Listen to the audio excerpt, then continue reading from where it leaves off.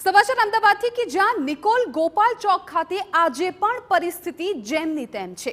નિકોલમાં ડ્રેનેજના પાણી ફરી વળતા સ્થાનિકો પરેશાન છે।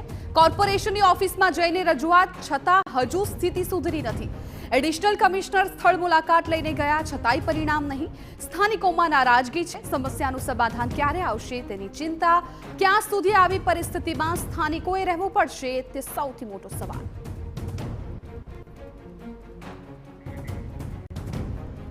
તો અમદાવાદના નિકોલમાં ખાસ કરીને ગોપાલ ચોકના દ્રશ્યો છે કે જ્યાં તમને આ દ્રશ્યો જોઈને એવું લાગશે કે ચોમાસા દરમિયાનના દ્રશ્યો હશે, પરંતુ અત્યારે ભર ઉનાળે ગોપાલ ચોકના જે સ્થાનિકો છે તેમને આ ગટરના ગંદા પાણીમાંથી પસાર થવું પડી રહ્યું છે। લોકોને ભારે હાલાકી પડી રહી છે। લોકોના વાહનો પણ આ પાણીમાં પસાર થવાને કારણે બંધ થઈ જઈ રહ્યા છે।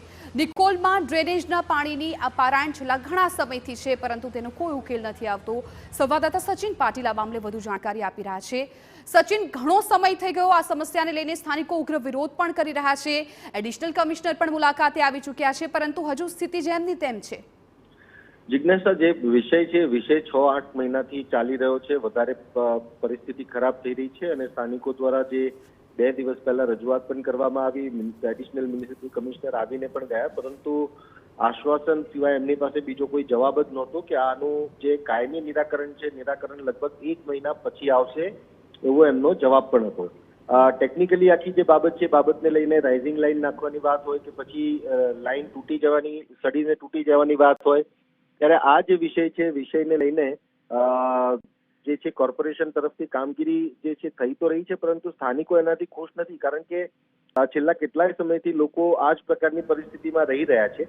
એવામાં રોગચાળો ફેલાય એવી સ્થિતિ તો છે જ, અને રોગચાળો છે પણ ખરો, લોકો ઘરમાં બીમાર પણ થઈ રહ્યા છે, પરંતુ તંત્ર તરફથી કોઈ એવું પણ નિરાકરણ નથી લાવવામાં આવી રહ્યું કે આ પાણીનો ભરાવો ન રહે અને જે લોકો છે એમને આરોગ્યને માટે મોટો પ્રશ્ન ન થાય। અને જે પ્રકારની પરિસ્થિતિ આપણે દ્રશ્યોમાં પણ જોઈ રહ્યા છે કે જે પ્રકારે વાહનો ત્યાં ખરાબ થઈ જવા, કોઈના પડી જવાથી આખી જે પરિસ્થિતિ છે પરિસ્થિતિ ખૂબ ગંભીર થઈ જાય છે।